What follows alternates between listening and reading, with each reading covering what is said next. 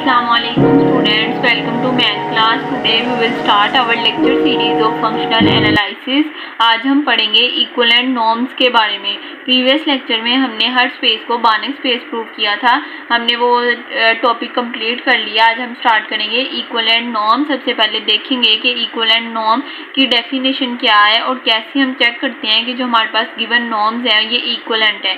चलें equivalent norm की definition को स्टडी करते हैं और देखते हैं कि इसमें जो हमारे पास गिवन इक्वेशन है वो बनी किस तरह है और हम इसको किस तरह डिफाइन करते हैं। इक्विवेलेंट नॉर्म्स की डेफिनेशन क्या है कि two norms are said to be equivalent. दो नॉर्म्स इक्विवेलेंट कहलाएंगे कब? अगर हमारे पास if there exist a real number, कोई real number A and B हो सच दैट, और ये वाली कंडीशन को सेटिस्फाई करवाएं, A norm of x2 less than equals to norm of x1 less than equals to B norm of x2। अगर ये वाली कंडीशन सेटिस्फाई हो रही हो तो उसको हम कहते हैं इक्विवेलेंट नॉर्म्स। अब ये कंडीशन हमारे पास बनी किस तरह, ठीक है, अगर हमारे पास अगर एक नॉर्म स्पेस हो उसमें से हम दो नॉर्म्स लें, नॉर्म ऑफ x1 और नॉर्म ऑफ x2, ठीक है, वो दोनों नॉर्म्स एक दूसरे के इक्विवेलेंट कब कहलाएंगे? अगर जो है नॉर्म ऑफ x2 एक दफ़ा नॉर्म ऑफ x1 से लेस हो और एक दफ़ा ग्रेटर हो, ठीक है, तब हम कहेंगे कि दोनों जो नॉर्म्स हैं एक दूसरे के इक्विवेलेंट हैं। कब इक्विवेलेंट हैं? जब एक दफ़ा नॉर्म ऑफ x2 जो है वो दूसरे नॉर्म से लेस होगा और एक दफ़ा नॉर्म 2 जो है वो एक ग्रेटर होगा। जब दोनों एक दफ़ा लेस भी होगा ग्रेटर भी होगा तब हम कहेंगे कि जो नॉर्म ऑफ x1 है वो इक्विवेलेंट है x2 के। ये हमने प्रीवियस रियल एनालिसिस में ये कंडीशन पढ़ी हुई है कि अगर हमारे पास दो एलिमेंट हों, एक दफ़ा वो लेस भी हो और एक दफ़ा ग्रेटर भी हो। अब यहाँ पे a लेस देन b है और यहाँ पे b लेस देन a है, मीन्स कि एक दफ़ा a जो है वो लेस है, एक दफ़ा a जो है वो b से ग्रेटर है, तो हम कह सकते हैं कि जो a है वो इक्वल है b के, ठीक है। सेम एज इट इज़ यहाँ पे हमने वही कंडीशन अप्लाई करवाई है कि अगर हमारे पास दो नॉर्म्स हों हम उनको इक्विवेलेंट कब कहेंगे? जब हमारे पास नॉर्म 2 जो है एक दफ़ा नॉर्म 1 से लेस होगा, एक दफ़ा नॉर्म 2 से बड़ा होगा, तब हम कहेंगे कि जो नॉर्म 1 है वो इक्विवेलेंट है नॉर्म 2 के। सेम एज इट इज़ जैसे हमने ये कंडीशन पढ़ी a लेस देन b हो और b लेस देन a हो, मीन्स कि एक दफ़ा a जो है वो लेस हो और एक दफ़ा जो है a ग्रेटर हो, तब हम कह सकते हैं कि a इक्वल b है, ठीक है, a जो है वो इक्वल है b के। अभी हमने ये condition same as it is यहाँ पे यूज़ किया कि अगर हमारे पास दो नॉर्म हो x2 और x1, एक दफ़ा जो नॉर्म ऑफ 2 है वो लेस हो नॉर्म 1 से और एक दफ़ा जो नॉर्म 1 है वो लेस हो नॉर्म 2 से, मीन्स कि एक दफ़ा नॉर्म 2 जो है वो ग्रेटर है नॉर्म 1 से और एक दफ़ा नॉर्म 2 जो है वो लेस है नॉर्म 1 से, तब हम कहेंगे कि जो नॉर्म 1 है वो इक्वल है नॉर्म 2 से। अब लेस कैसे होगा, ग्रेटर कैसे होगा? उसको किसी ऐसे एलिमेंट के साथ मल्टीप्लाई करवाएंगे। अब यहाँ पे हमारे पास नॉर्म 1 था और यहाँ पे हमारे पास नॉर्म 2 था। अब हमने किसी ऐसे रियल नंबर के साथ मल्टीप्लाई करवाया कि जो हमारा नॉर्म 2 था वो नॉर्म 1 से लेस हो गया है, ठीक है। किसी ऐसे a के साथ मल्टीप्लाई करवाया कि जो नॉर्म 1 है वो नॉर्म 2 से लेस हो गया है और किसी ऐसे b से मल्टीप्लाई करवाया कि जो नॉर्म 1 है वो लेस हो गया है नॉर्म 2 से, ठीक है। नॉर्म 2 जो है वो लेस कब हुआ? जब हमने किसी ऐसे छोटे एलिमेंट के जब a के साथ मल्टीप्लाई करवाया, और जब नॉर्म 2 जो है वो ग्रेटर कब हुआ? जब b के साथ मल्टीप्लाई करवाया। अब ये कंडीशंस हैं कि जो एक एलिमेंट है वो कैसे किसी एलिमेंट से छोटा भी हो सकता है, वो बड़ा भी हो सकता है। जब हम उसे किसी ख़ास रियल नंबर a और b से मल्टीप्लाई करवाएंगे तब वो छोटा हो जाएगा या फिर बड़ा हो जाएगा। जब छोटा भी होगा और बड़ा भी होगा तब हम कहेंगे कि जो नॉर्म 1 है वो इक्विवेलेंट है नॉर्म 2 के, ठीक है।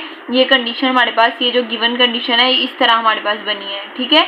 अब हम देखते हैं इसको एग्जाम्पल के साथ, एग्जाम्पल के जरिए इसको प्रूव करते हैं कि हमारे पास एक नॉर्म स्पेस है R, ठीक है। इसमें से हमने दो नॉर्म्स ले लेने हैं।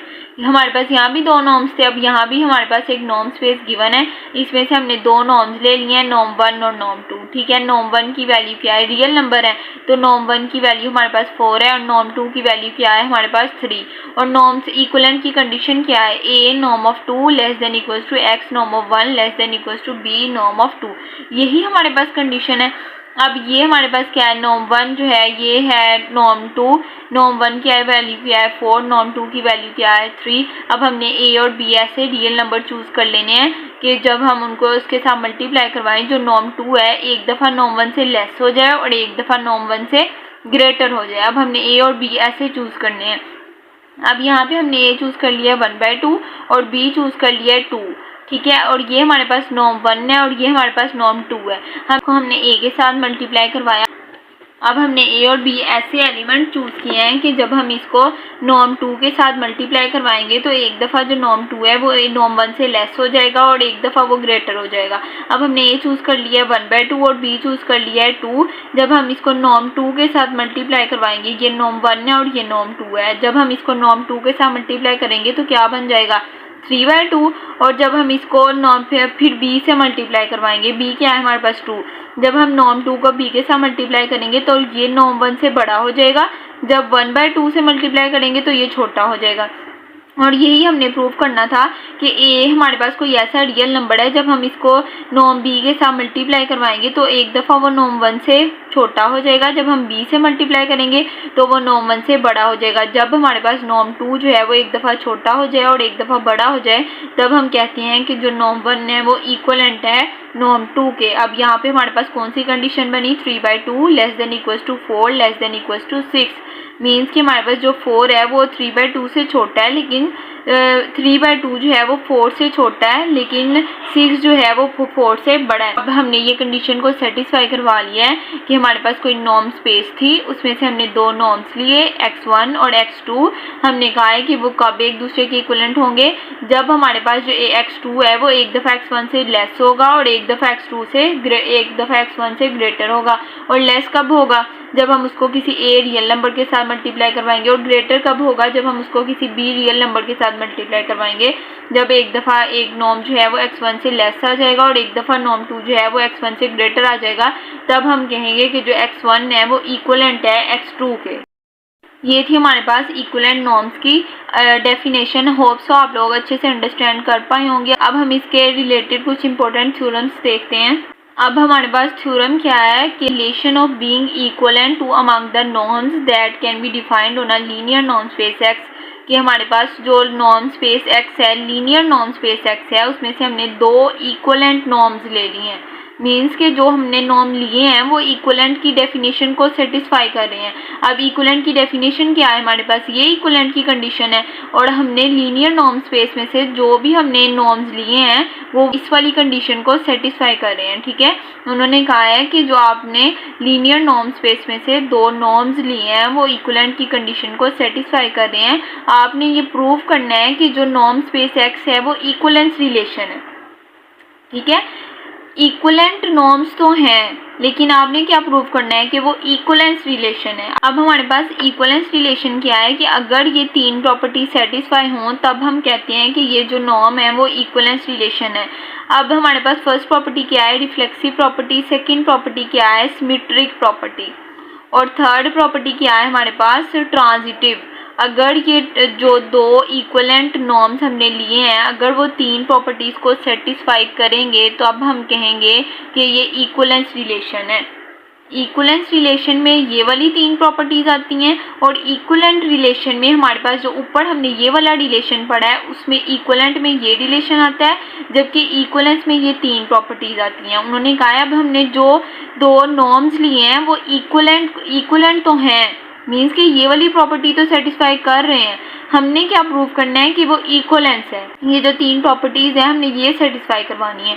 चले हम प्रॉपर्टीज़ को सेटिस्फाई करवाते हैं। सबसे पहले रिफ्लेक्सिव प्रॉपर्टी देखते हैं कि रिफ्लेक्सिव प्रॉपर्टी क्या होती है। अगर हमारे पास दो एलिमेंट हो, अगर हमारे पास एक x हो और एक y हो, अगर वो दोनों एक दूसरे के इक्वल हो जाएं तब हम कहते हैं कि ये रिफ्लेक्सिव प्रॉपर्टी है। अगर हमने दो नॉर्म्स लिए हैं x1 और x2, अगर ये दोनों एक दूसरे के इक्वल हो जाएंगे तो हम इसको कहेंगे कि ये रिफ्लेक्सिव प्रॉपर्टी होल्ड कर रही है। ठीक है, मीन्स कि जब भी दो एलिमेंट एक दूसरे के इक्वल होंगे तब हम कहेंगे कि ये रिफ्लेक्सिव प्रॉपर्टी होल्ड कर रही है। अब हमने दो नॉर्म्स लेने हैं और हमने बताना है कि यहाँ पे रिफ्लेक्सिव प्रॉपर्टी जो है वो सेटिस्फाई हो रही है।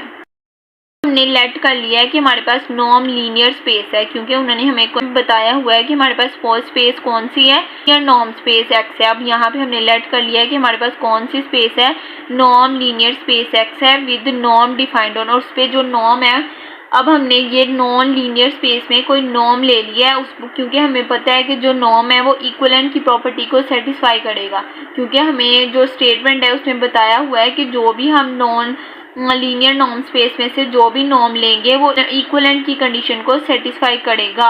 अब हमने यहाँ पे नॉर्म लीनियर स्पेस ले लिया, उन्होंने कहा इसमें जो भी नॉर्म होगा वो सेटिस्फाई करेगा इक्विवेलेंट की प्रॉपर्टी को। ठीक है, अब ये जो है इक्विवेलेंट की प्रॉपर्टी क्या है, A norm of x1 less than equals to x less than equals to B x. अब यहाँ पे हमने x क्यों लिए हैं, क्योंकि हमें पता है रिफ्लेक्सिव प्रॉपर्टी है, रिफ्लेक्सिव प्रॉपर्टी में दोनों एलिमेंट्स जो हैं वो इक्वल होते हैं। अब हमारे पास दो एलिमेंट्स कौन से हैं, एक नॉर्म 1 है और एक जो नॉर्म 2 है। ये दो एलिमेंट्स हैं, ये दोनों जो हैं वो इक्वल होंगे, ये होगा नॉर्म 1, ये होगा नॉर्म 2। जब ये दोनों इक्वल होंगे तब हम कह सकते हैं ये हमारे पास क्या है, नॉर्म ऑफ x। हमारे पास नॉर्म ऑफ x जो है वो इक्वल है नॉर्म ऑफ x2 के, इसीलिए हम इसको लिख सकते हैं नॉर्म ऑफ x। यहाँ पे हमने कहा है क्योंकि रिफ्लेक्सिव प्रॉपर्टी थी, रिफ्लेक्सिव प्रॉपर्टी की डेफिनेशन क्या है कि दोनों एलिमेंट्स जो है वो इक्वल होते हैं। यहाँ पे हमारे पास एलिमेंट्स कौन से थे, नॉर्म 1 और नॉर्म 2। अब ये दोनों जब इक्वल हो गया हम कह सकते हैं कि ये हमारे पास नॉर्म ऑफ x है। तो हमारे पास जो इक्विवेलेंट की कंडीशन थी, इक्विवेलेंट की कंडीशन हमारे पास क्या है, a norm of x2 less than equals to norm of x1 less than equals to b norm of x2। अब क्योंकि हमें पता है कि जो x2 है वो इक्वल है x1 के, अब नॉर्म ऑफ x1 जो है वो इक्वल है नॉर्म ऑफ x2 के, तब हम इसको लिख सकते हैं कि ये दोनों क्या है, नॉर्म ऑफ x। इसीलिए हमने ये जो 2 और 1 है दोनों क्योंकि इक्वल है, इसीलिए हमने लिख लिया a norm of x less than equals to x less than equals to b norm of x। 1 2 को आप कैंसिल कर दिए क्योंकि दोनों एक दूसरे के इक्वल थे। अब ये भी रिफ्लेक्सिव प्रॉपर्टी को इक्विवेलेंट भी हैं, रिफ्लेक्सिव प्रॉपर्टी को होल्ड भी कर रहे हैं, which is condition of equivalent so norm itself is equivalent. अब हमने यहाँ पे शो कर दिया है कि जो नॉर्म है वो इक्विवेलेंट है। ठीक है, which is condition of equivalent so norm itself is equivalent. ये हमारे पास इक्विवेलेंट की कंडीशन है, इसीलिए हमारे पास जो दो नॉर्म्स थे वो क्या है, इक्विवेलेंट है। इसीलिए हमारे पास जो हमने नॉर्म 1 लिया है वो इक्वल आ गया है नॉर्म 2 के। जो रिफ्लेक्सिव प्रॉपर्टी की कंडीशन है वो सेटिस्फाई हो रही है। अब हमने सेकंड कंडीशन को सेटिस्फाई करवाना है, वो क्या है हमारे पास, सिमेट्रिक प्रॉपर्टी। बस सिमेट्रिक प्रॉपर्टी क्या है कि अगर जो नॉर्म 1 है वो इक्वल हो नॉर्म 2 के और नॉर्म 2 जो है वो इक्वल होगी नॉर्म 1 के, ये हमारे पास क्या है, सिमेट्रिक प्रॉपर्टी। अब इसको सेटिस्फाई करवाना है हमने। अब हमने यहाँ पे नॉर्म स्पेस में से कोई भी दो नॉर्म्स ले लेनी है। हमारे पास जो भी नॉर्म स्पेस x थी उसमें से हमने दो नॉर्म ले लिए हैं, x1 और ये हमारे पास नॉर्म 1 और नॉर्म 2। हमें पता है क्योंकि हमारी गिवन कंडीशन में उन्होंने बताया है कि जो भी नॉर्म है वो इक्विवेलेंट की कंडीशन को सेटिस्फाई कर रहे हैं। अब हमने लेट कर लिया है कि जो नॉर्म 1 है वो इक्विवेलेंट है नॉर्म 2 के, और हमने प्रूव क्या करना है कि जो नॉर्म 2 है वो भी इक्विवेलेंट है नॉर्म 1 के, क्योंकि सिमेट्रिक प्रॉपर्टी यही है ना कि अगर 1 जो है वो 2 के इक्वल है तो 2 जो है वो भी 1 के इक्वल होगा। अब हमने यही लेट कर लिया है कि जो 1 है वो इक्विवेलेंट है 2 के। अब हमने प्रूव क्या करना है कि जो नॉर्म ऑफ 2 है वो इक्विवेलेंट है नॉर्म ऑफ 1 के। जब नॉर्म ऑफ 1 जो है वो इक्विवेलेंट है 2 के, मीन्स के ये इक्विवेलेंट की जो इक्वेशन है उसको सेटिस्फाई कर रहा है, तो हम इसको लिख लेंगे कि norm of x2 less than equals to x1 less than equals to b x2। अब ये हमें शो कर रहा है कि जो नॉर्म 1 है वो इक्विवेलेंट है नॉर्म 2 के। अब हमने शो क्या करवाना है कि जो नॉर्म 2 है वो भी इक्विवेलेंट है नॉर्म 1 के। अब हमें 2 अंदर चाहिए, जो अंदर वाली चीज़ होती है वो इक्विवेलेंट होती है। ठीक है, अब यहाँ पे x1 अंदर था तो हमने कह दिया कि जो x1 है वो इक्विवेलेंट है x2 के।